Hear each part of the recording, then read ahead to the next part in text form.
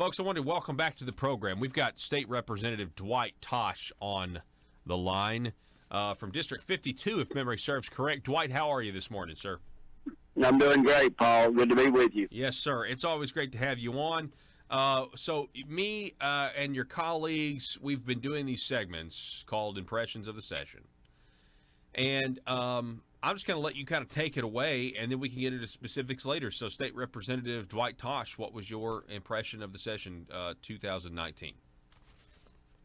Well, Paul, first I'd just like to give a shout out to the speaker. I thought he did a great job, Speaker Shepard, in leading the 92nd General Assembly, and he demonstrated a lot of confidence to the legislators here, especially in Northeast Arkansas, by placing several in this area in leadership positions. Some of them received vice chair positions and subcommittees, and others chair of some subcommittees. Then, of course, we have 11 standing committees, and Representative Ladyman was selected as the chair of one of those committees. And another colleague of mine here, Representative Smith, had the support of Speaker Shepard, and the peers in the Republican Party voted Representative Smith as our majority whip. So I was very pleased to see Northeast Arkansas, the Speaker, reach out to this part of the state to seek that type of leadership in the House, and I think it speaks well for this area. And of course, he put me in the position of chair of state agencies, and I was honored that he entrusted me with that position. But overall, I thought the session went very well. I know I ran a lot of legislation and was extremely busy, especially on the front end. And then as the state agencies, of course, a lot of legislation comes before that committee, and I had to focus on that. And some legislation I wanted to run, I ended up handing off to other legislators to get them to help me with it because I was so consumed with preparing for the state agencies meeting. But I thought it went smooth. I know I had a few pieces of legislation that that I was extremely proud of. One of the pieces of legislation that I sponsored this time and worked on was to make it more difficult for a small town that wanted to establish a law enforcement agency. In the past, the way the current law was, all they had to do was have a city council meeting and pass a resolution which would allow them to establish a police department. And of course, these individuals would not have to receive any type of law enforcement training for up to 12 months, which to me opened the window for for abuse if not careful. Because what people have to remember, and what I know from my background, is that that gives you access to the ACIC, which is the Arkansas Crime Information Center, and NCIC, the National Crime Information Center, and there's a lot of sensitive information on that. So I was extremely proud to be able to sponsor that bill to hopefully help protect the integrity of law enforcement and also the protection of our citizens.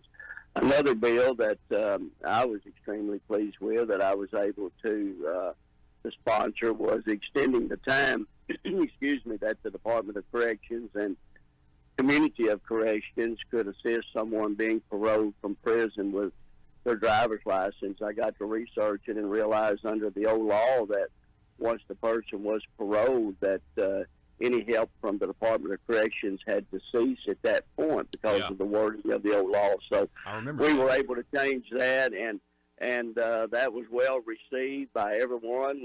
I was able to extend that for 180 days because if people look at that, one of the things we want those parolees to do is be able to get a job and go to work and contribute to society. And of course, the excuse we were hearing, well, I don't have a driver's license, I can't get back and forth to work. So hopefully we've eliminated that, and also the excuse that they didn't have a way to go see the parole officer has been eliminated. So I think it was a good bill and gave flexibility, a little more flexibility to the Department of Corrections. And of course, another bill, and I think you and I talked about this in 2017. I ran a bill to help deregulate a lot of the restrictions that were being placed on professional wrestling, and it was really being hit hard here in Arkansas because they were being held under the same guidelines as a combative sport. And they were under the athletic commission. Whoa. Wait just a minute. Are you telling me that wrestling is not real? Is that what you're saying here, Dwight? Well, you said it first, Paul, not me. So interesting. Yeah, and I got a few boos. You get a few. I feel like I'm at the end of this. I feel like I'm at the end of the movie The Sixth Sense. I don't know what to do with that. I actually had to say that from the House floor to make people understand why this bill was so important. But yes, yeah, and I had a promoter contact me in one of the wrestling arenas, venues here in my district, and he said they're just being regulated to death, and so.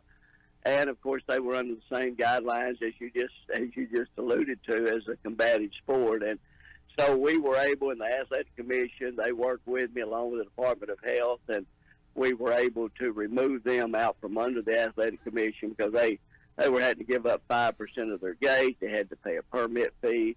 And actually, a TV station out of Springfield, Missouri, actually called me after the session and did a segment that pro wrestling would be coming back to Arkansas, and that they were excited about it. So I think it was a win-win, and I'm excited about it.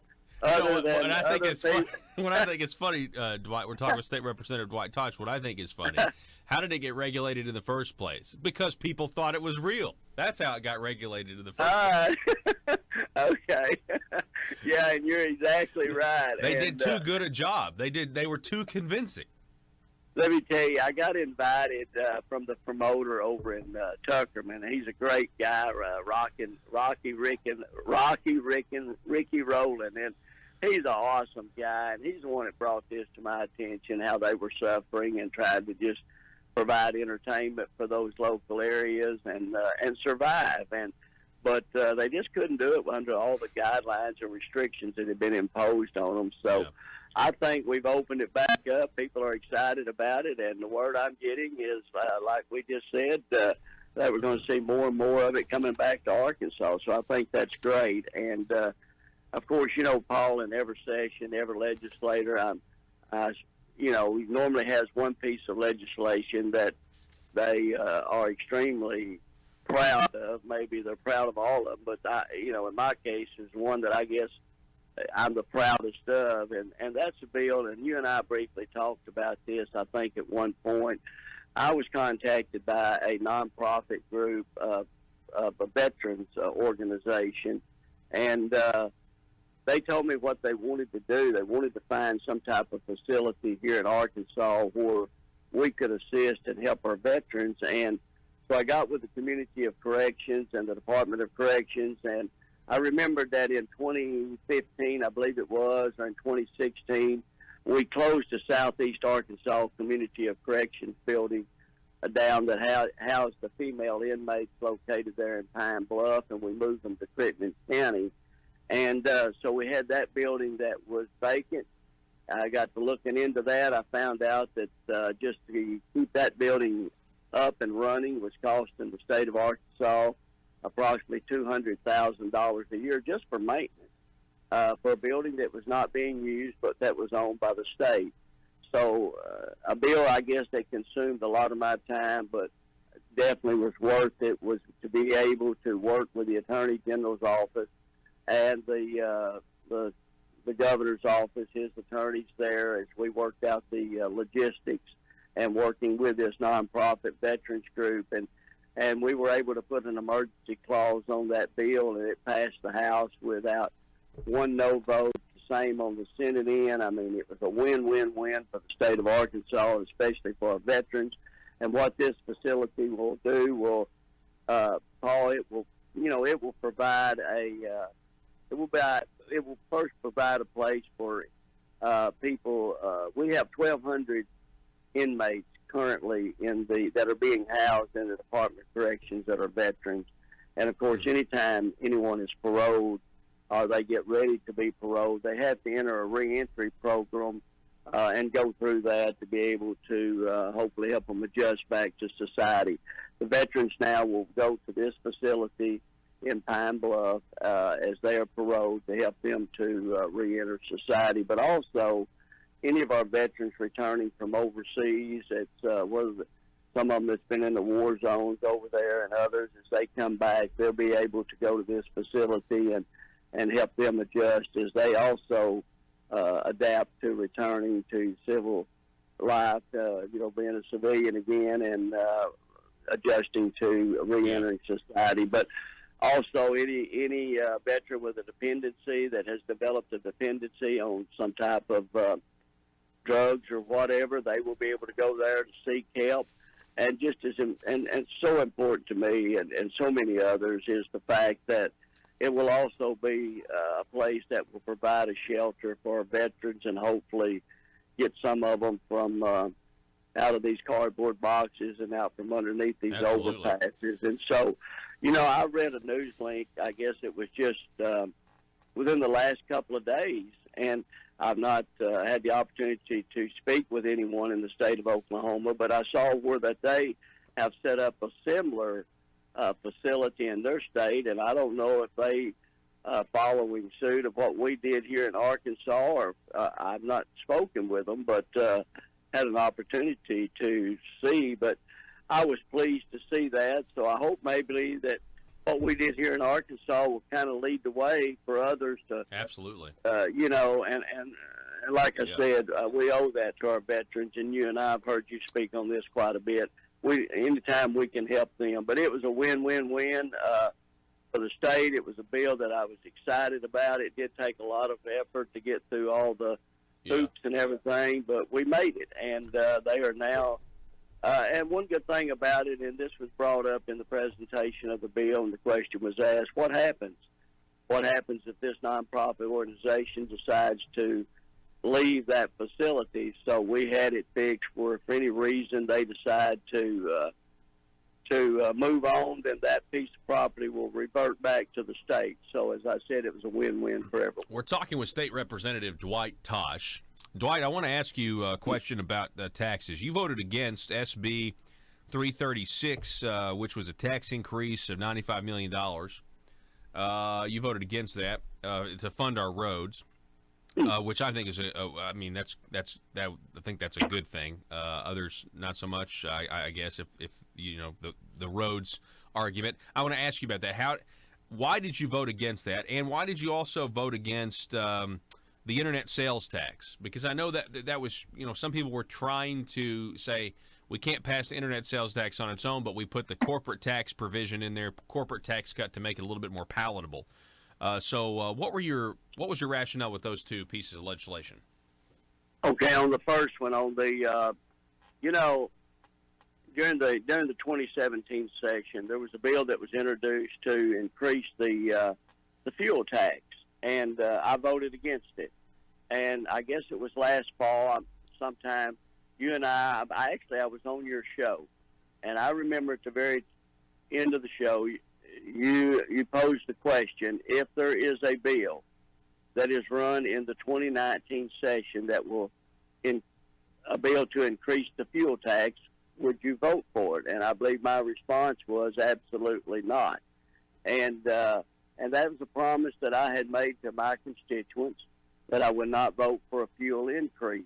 I did not realize that the governor was going to have that as part of his highway funding bill. Overall, I like the highway funding bill as far as taking $35 million from the casino and tapping into those sources to help fund our infrastructure. But in that bill was an increase of 3 cents, I believe, on the gas and 6 cents on diesel. And, Paul, just the bottom line is this. I had given my word, and that's one thing that I've always tried to do, and it's the way I've tried to always be, that if I'm telling you I'm going to do something, that's what I'm going to do, if at all possible. And I realized that, I had made a promise to my constituents, and I planned on keeping that promise. Wow. And so thank you. I stood strong and said no to that vote. Now, to the second part of your question was on the internet sales tax.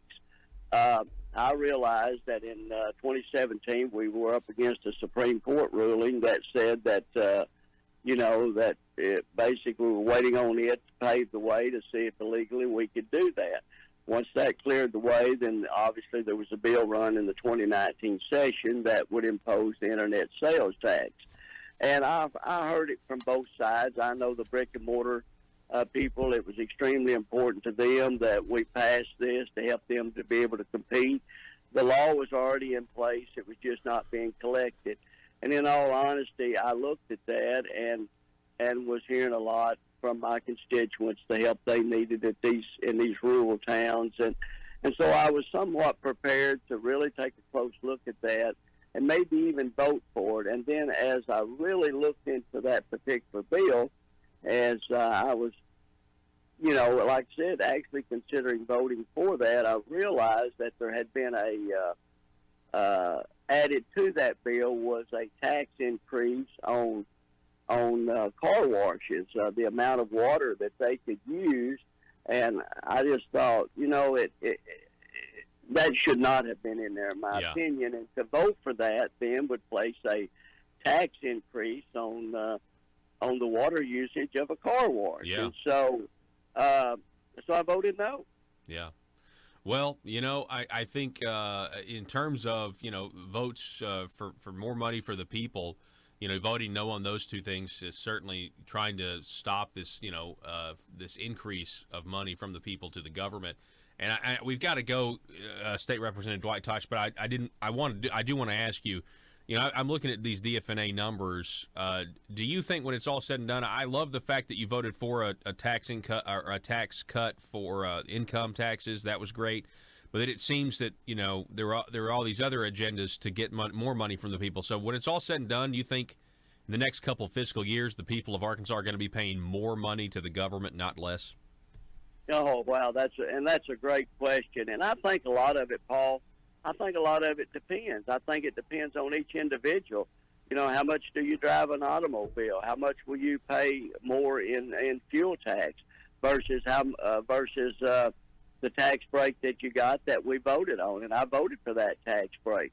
Depends on whether you drive a hybrid vehicle or not. There's an additional tax imposed on that. So I think a lot of it's going to come down to each individual citizen of the state, depending on the mileage that they drive every year versus, how much of a tax break did they get. Aside from the individual, I'm just talking about overall tax burden on the people in terms of, is the government going to be getting more money because of changes in the tax policy?